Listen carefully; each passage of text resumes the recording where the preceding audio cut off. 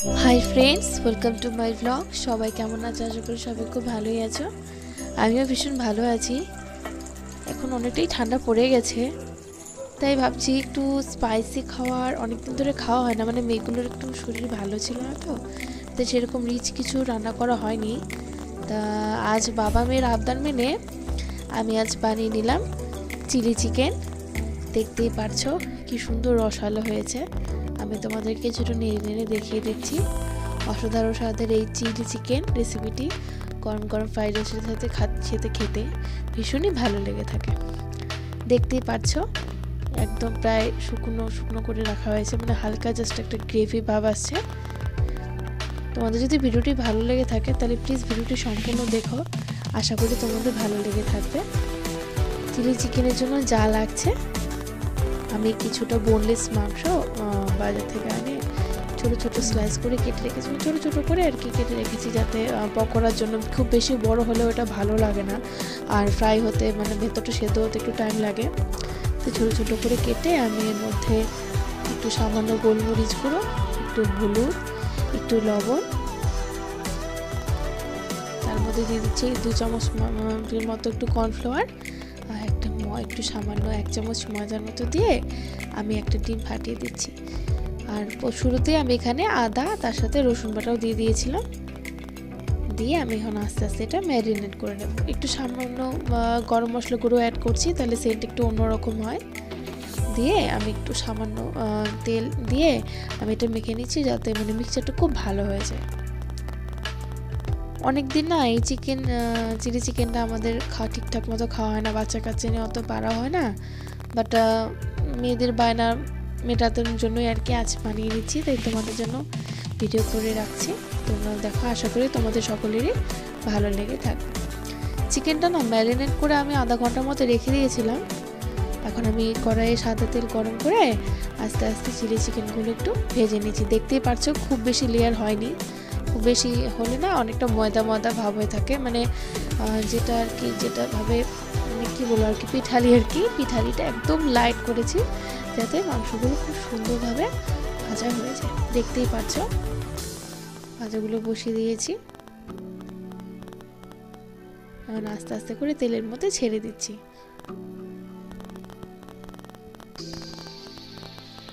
এই টুকরোগুলো না যত ঠিক ছোট ছোট হবে তত ভীষণ ভালো বা তাড়াতাড়ি ভালো ভাজা হয়ে যায়। ভেতরটা তো অনেকটা সেদ্ধ বা নরম হতে হয়, নাহলে তো ভেতরটা কাঁচা কাঁচা থাকলে ভালো লাগে না। তাই হালকা করে আমি একটু গ্যাসটা কমিয়ে দিয়ে অল্প আঁচে চিকেনগুলো ভেজে নিচ্ছি।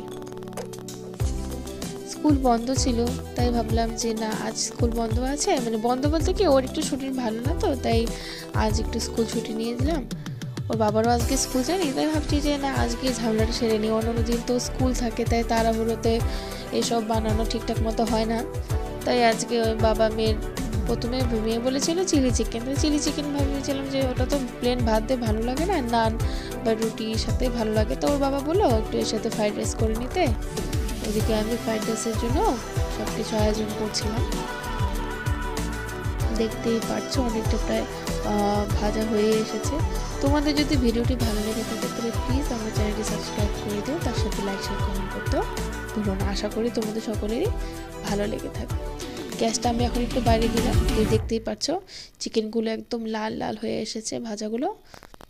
এটা না কম হিটে ভাজলে মানে খুব সুন্দরভাবে সেদ্ধ হয়, আর বেশি হিটে দিলে না উপরটা ঠিক লাল লাল বা অনেকটা কালো ভাব এসে যায়, কিন্তু ভেতরটা নরম হয় না। তাই আমি এটা লো হিটে দিয়ে ভেজে নিয়েছি।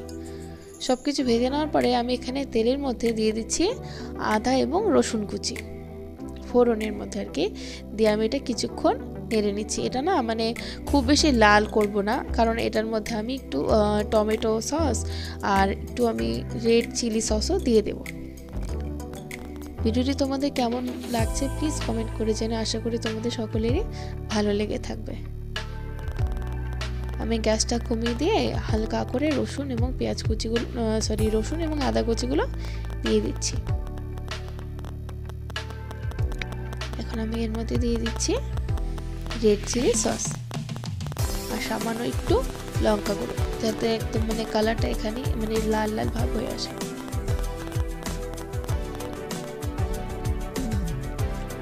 নর্মালি স্পাইসি চিকেন তো মানে আমরা রেগুলারই খেয়ে থাকি, বাট চিলি চিকেনটা সেরকম খুব একটা খাওয়া হয় না। আর যেহেতু একটু মিষ্টি মিষ্টি মানে টেস্টটা একটু মিষ্টি হয়, তাই বাচ্চাদের তো ভীষণ প্রিয়। এখন আমি এর মধ্যে কিছুটা শুকনো লঙ্কা গরম জলে ফুটিয়ে রেখেছিলাম, ওটাতে না শুকনো লঙ্কাগুলোর কালারগুলো খুব সুন্দর হয়ে যায়, নরম হয়ে আসে। পরে আমি ওটা মিক্সিতে গ্রাইন্ড করে পরে আমি এখানে দিয়ে দিচ্ছি। তাই এক্সট্রা করে আমি এখানে কোনো রেড চিলি সস দিচ্ছি না। তোমাদের কেমন লাগছে প্লিজ তোমরা কমেন্ট করে জানিও, আশা করি তোমাদের ভালো লেগে থাকবে। অনেকটা ভাজা হয়ে এসেছে। আমি সাইডে কিছুটা বড় বড় পেঁয়াজ, মানে ছোট পেঁয়াজ সেরকমভাবে ছিল না, একটু মাঝারি সাইজের পেঁয়াজগুলো আমি পাপড়ির মতো খুলে খুলে রেখে দিয়েছিলাম। এখন আমি এর মধ্যে 2 মুখার মতো বা 2 চামচের মতো ভিনেগার দিয়ে দিলাম, দিয়ে আমি আবার একটু নেড়ে নিচ্ছি। গ্যাসের হিটটা কিন্তু একদম কমিয়ে রাখতে লাগবে, নাহলে কিন্তু মানে আদা রসুন কুচিগুলো না একদম মানে বেশি কড়া হয়ে যাবে। লো হিটে আমি এটা ভেজে নিচ্ছি। এখন আমি এর মধ্যে ওই যে তোমাদেরকে বললাম পেঁয়াজগুলো একদম ফুলে পাপড়ির মতো ছিলকে রেখেছিলাম, দেখতেই পারছো, এগুলো আমি আস্তে আস্তে দিয়ে দিচ্ছি। এর মধ্যে আমি সামান্য একটা ক্যাপসিকাম, গোটা ক্যাপসিকাম কেটে রেখেছিলাম, ওটাও দিয়ে দিচ্ছি। আর সামান্য একটু পেঁয়াজগুলিও দিয়ে দিচ্ছি। দিয়ে আমি এটা কিছুটা একটা লো হিটে এটা ভালো করে নেড়ে দিচ্ছি।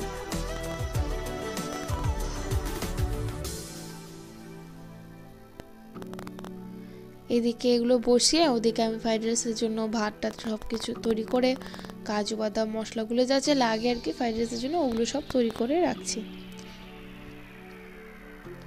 হালকা হিটে আমি এটা ভেজে নিচ্ছি, নিয়ে কিছুক্ষণ পর আমি এটা ঢেকে দেবো।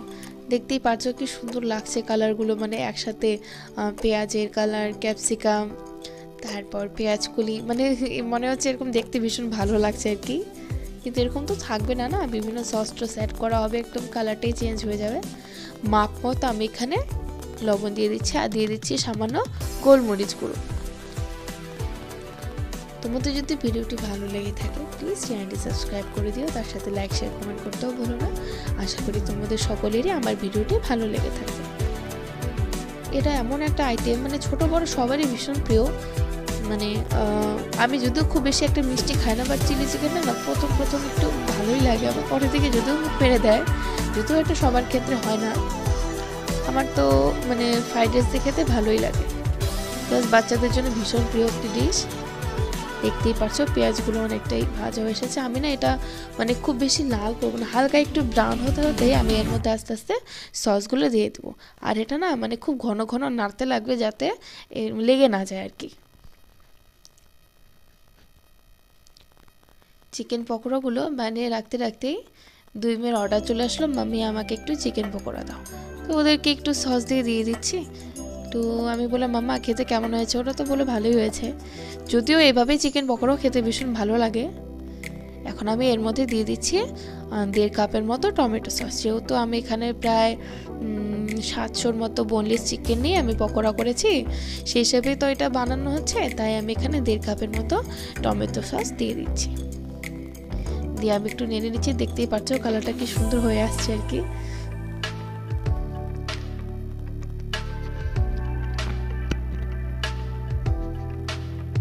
এটা একটু অনেকটা গ্যাসটা হিটে কমানোই আছে, কমের মধ্যে জালটা পাড়া হচ্ছে। এখন আমি এর মধ্যে দিয়ে দিচ্ছি সামান্য একটু রেড চিলি সস। ওই বাবা বলে যে না তুমি যদিও লঙ্কা বেটে দিয়েছো, বাট রেড চিলি সসের টেস্টটা একটু আলাদা, তো মানে একটু ফ্লেভারটা অন্যরকম হয়, এর জন্য সামান্য রেড চিলি সস দিয়ে দিচ্ছি এবং একটু গ্রিন চিলি সসও দিয়ে দিচ্ছি। গ্রিন চিলি সসটা মানে না দিলেও হবে, বাট আমি যেহেতু এখানে দিচ্ছি আর কি, তোমরা চাইলে দিতেও পারো বা নাও দিতে পারো।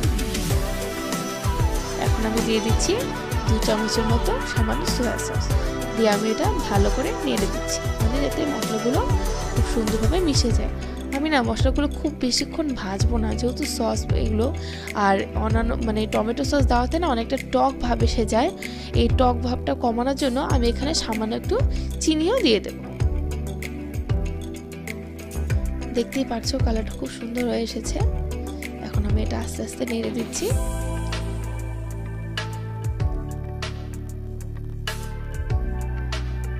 তোমাদের যদি ভিডিওটি ভালো লেগে থাকে প্লিজ চ্যানেলটি সাবস্ক্রাইব করে দিও, তার সাথে লাইক শেয়ার কমেন্ট করতেও ভুলো না। আশা করি ভালো লাগবে। বাচ্চাদের না মানে মানে আমি শুনেছি আর কি যে সিজারে বাচ্চাদের নাকি একটুতেই কোনো রোগেই নাকি ওদের খুব মানে অ্যাটাক হয়ে যায় বা একটু বাড়াবাড়ি হয়ে যায়। এই কদিন আগে একটু পেটের সমস্যা ছিল, এই জন্য দুজনকে ডাক্তার দেখিয়ে আনলাম।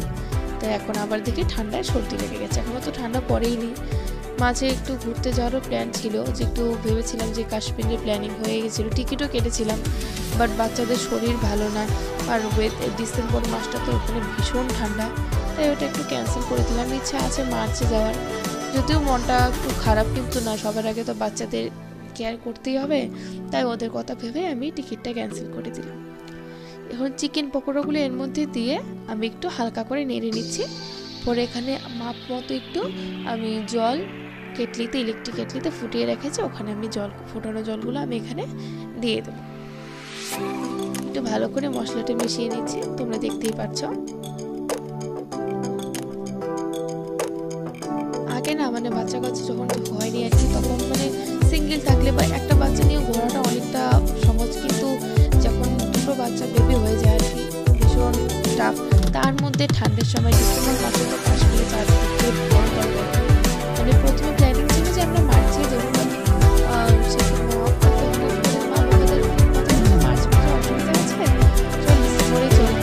তখনও বাচ্চাদের ঠিকঠাক এতটা ঠান্ডা লাগেনি, পেটের ট্রাভেলস ছিল, তো ভেবেছিলাম যে ডক্টর ডেকে ওষুধ খাই ঠিক হয়ে যাবে। ঠান্ডা লেগে গেছে বলার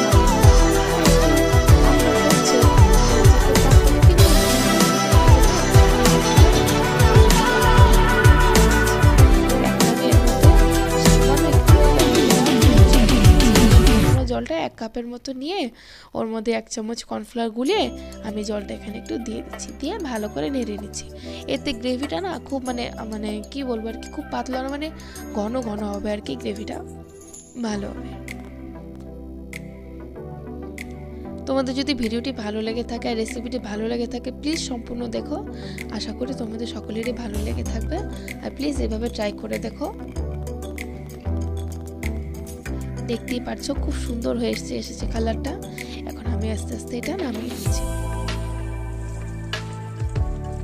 তোমাদেরকে আমি একটু নেড়ে নেড়ে দেখিয়ে দিচ্ছি যে কতটা গ্রেভি রেখেছি আর কি, খুব বেশি পাতলা করিনি না, অতটা ভালোও লাগে না, আবার একটু যদি গ্রেভি না থাকে না ফ্রাইড রাইসের সাথে একদম ড্রাই না, অতটা ভালো লাগে না। তোমাদের যদি ভিডিওটি ভালো লেগে থাকে প্লিজ আমার চ্যানেলটি সাবস্ক্রাইব করে দিও, তার সাথে লাইক শেয়ার করতেও ভুলো না। আশা করি তোমাদের সকলেরই ভালো লাগবে। ভালো